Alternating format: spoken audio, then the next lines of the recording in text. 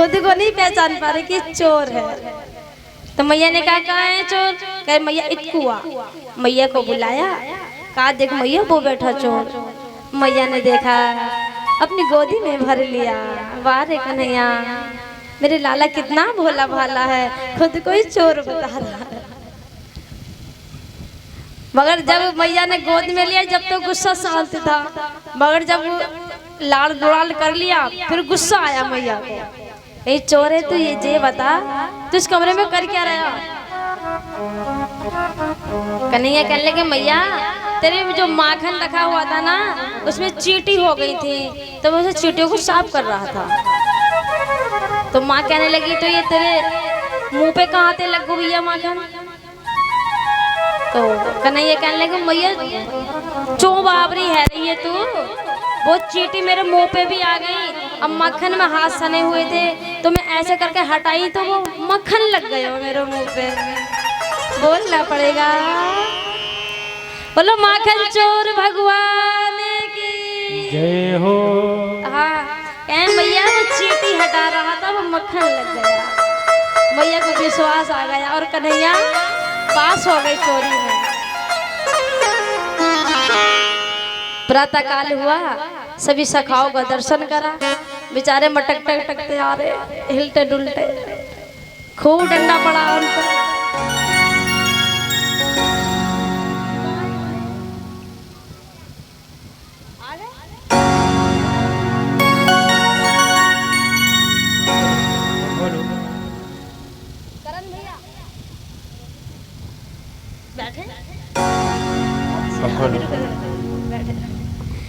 तो कन्हैया ने पूछा चोरे भैया कौन कौन पास हो गया चोरी में? सब कहने लगे,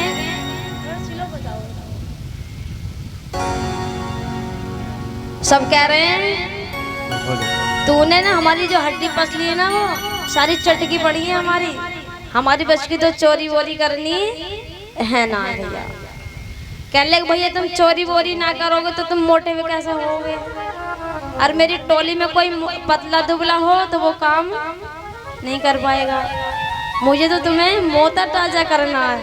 कहने लगे ना भैया हम तेरा हाथ जोड़े कोनी तक, हमें चोरी ना करनी। कन्हैया ने कहा कि चोरी मैं करूंगा, तुम्हें खिलाऊंगा भी, भाई तुम मेरी टोली में रहना। और आज उस टोली का क्या नाम रखा गया? कमेटी का कोई कमेटी नहीं रखते, अपनी कमेटी का नाम रख लेते हैं श्याम परिवार। तो आज मेरे कन्हैया ने अपनी मंडली का नाम रखा बाल गोपाल चोर विद्या प्रचार मंडल। हाँ, बाल गोपाल चोर विद्या प्रचार मंडल अपनी टोली का नाम रखा। और आज भगवान घर घर जाते हैं और माखन की चोरी करते हैं। आज क्या हुआ?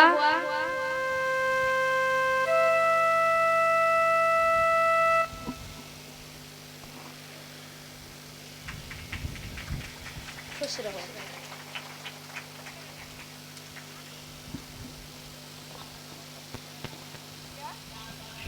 तो आज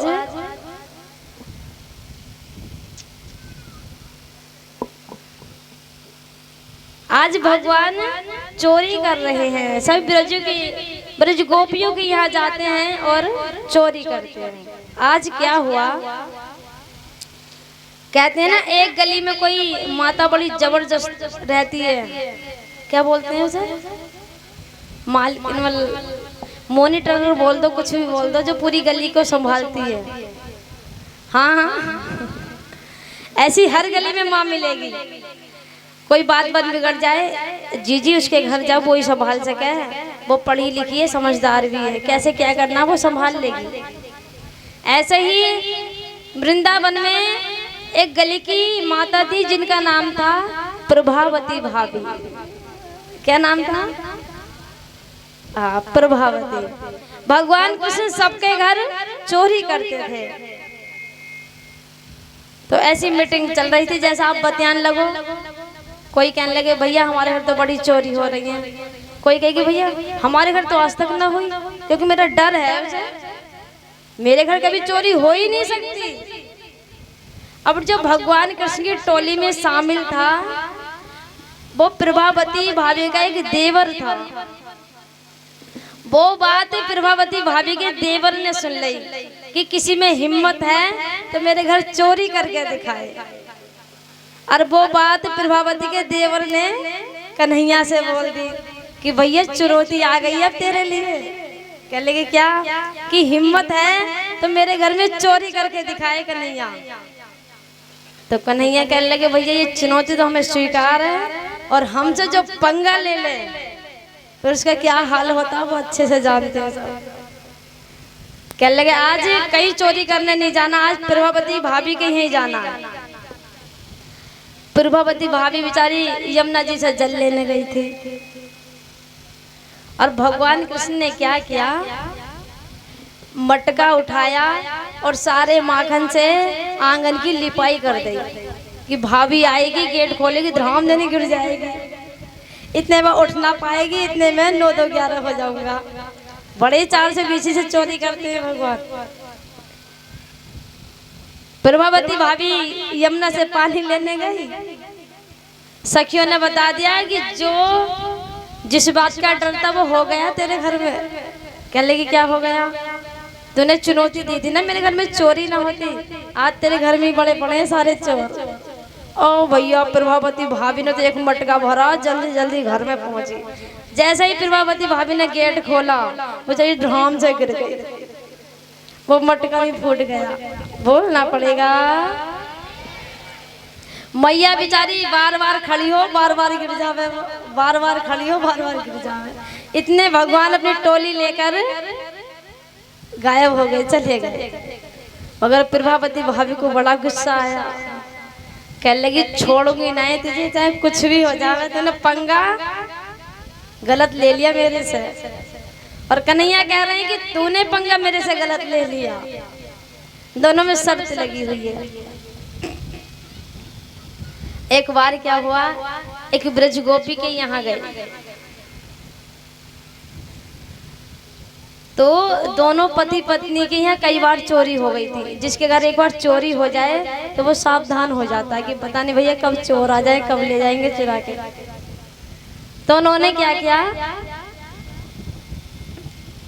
ये बात प्रभावती भाभी को बताई कि एक बार चोरी हो गई है, थोड़ी सावधान हो जाइए, कब द्वारा छापा लग जाए कुछ नहीं पता।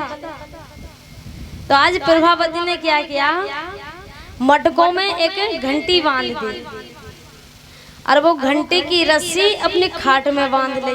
दोनों पति पत्नी सो रहे थे। कहीं जब कन्हैया आएगा तो घंटी टन टन बोलेगी, मैं समझ जाऊंगी कि वो चोर आ गया। आज भैया कन्हैया फिर आए, भगवान ने ऊपर निगाह गई, कह लगे अच्छा बड़ी चालाकी है। भगवान ने उस घंटी को क्या लिया, घंटी जब तक मेरा भोग ना लगे तब तक तुम बजना मत। घंटी ने हाथ जोड़ के कहा प्रभु जो आपकी आज्ञा, मैं नहीं बजूंगी। उधर प्रभावती भाभी का और उसके पति का इंतजाम किया। प्रभावती की भाभी की चोटी ली और उसके पति की दाढ़ी में बांध दी, उसके पति की दाढ़ी में बांध दी। और भैया जैसे भगवान कृष्ण चढ़े माखन चढ़ाने को, घंटी नहीं बोली और सभी ग्वाल वालों को माखन खिला दिया। जैसे ही भगवान ने लिया तो घंटी टन टन टन टन बोल पड़ी। भगवान ने बोला था ना जब तक मेरा भोग ना लगे तब तक मत बजना, और जब मेरा भोग लगे तो बज जाना। तो अपनी घंटी बज गई और उधर प्रभावती भाभी उठ गई। और जब प्रभावती भाभी उठी तो दाढ़ी खींचा, उसकी चोटी खींचे। प्रभावती भाभी कह रही बुढ़ापे में सट्टिया गया तो देख ना रहा है घर में चोर है, और तो दाढ़ी मेरी चोटी में बांध के सोया, मैं कहीं को भाग रही है। पति बोला मैंने नहीं बांधी, तूने बांधी है, तू सट्टिया गई है। मैं कोई बुढ़ापे में कहीं जा रहा था क्या? भैया उन दोनों में झगड़ा होता रहा, भगवान माखन खाते रहे।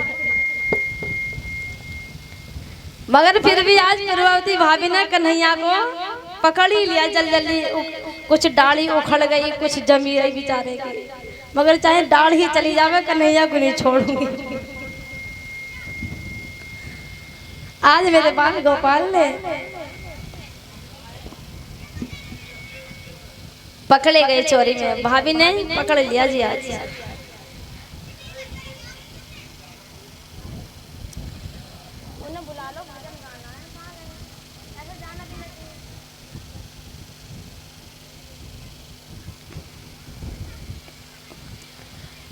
तो आज प्रभावती भाभी से कहने लगे, भाभी रुक तो जा, मैं पहले से घंटी से बात कर लूं, बाद में तुझसे बात करूंगा। कन्हैया ने कहा, चोरी घंटी मैंने तोते मना करो कि तू बोलना मत, तो तू क्यों बजी? आज घंटी हाथ जोड़कर खड़ी हो गई कि प्रभु, आज मैं तुम्हारा भोग लग रहा था और मैं आज ना बजती तो आज वेदों की बात झूठी पड़ जाती है, क्योंकि जब भगवान को भोग लगता है तो घंटी बजानी पड़ती है, बोलना पड़ेगा मैया। हाँ, भगवान को बिना घंटी बजाए भोग नहीं लगाया जाता। तो भैया घंटी की तो कोई गलती नहीं थी, तो भगवान ने उसे तो छोड़ दिया। अब प्रभावती भाभी कहने लगी, हो गई बात, अब चलूं? बड़ी कहती थी यशोदा कि मेरा लाला ना चुरावे, कहीं चोरी ना करे। आज तो नंगे हाथ पकड़ा है तुझे। आज पूछूंगी कि तू बड़ी सफाई लेती थी अपने बेटा की, मेरा लाला चोरी ना करे। आज प्रभावती भाभी ने कन्हैया का हाथ लिया और चली जा रही है। तो चौराहे पे कुछ बड़े बूढ़े बैठे हुए थे, चौराहे पे कुछ बड़े बूढ़े बैठे हुए थे। तो पीछे पीछे प्रभावती भाभी का देवर भी चल रहा था, टोली तो पूरी टोली थी। तो कन्हैया ने कहा, चोरी भाभी ने कहा, थोड़ी बहुत शर्म है कि ना है तुझे? तो भाभी कहने लगी, चो कहीं तुझे दिख ना रहा, चौराहे पे बड़े बूढ़े बैठे हैं, थोड़ा बहुत पल्ला तो कर ले। चौराहे पे बड़े बूढ़े बैठे हैं कि पल्ला कर ले, शर्म उरम हो तो थोड़ी बहुत। तो भाभी कहने लगी, हाँ लाला कह तो ठीक रहा। तो मैया ने 1.25 फुट का वो घूंघट कर लिया और चली जा रही है यशोदा में। कन्हैया कहने लगे, भाभी देखिए मेरी नलम नलम कलैया हैं, इस हाथ को छोड़ के इस हाथ को पकड़ ले।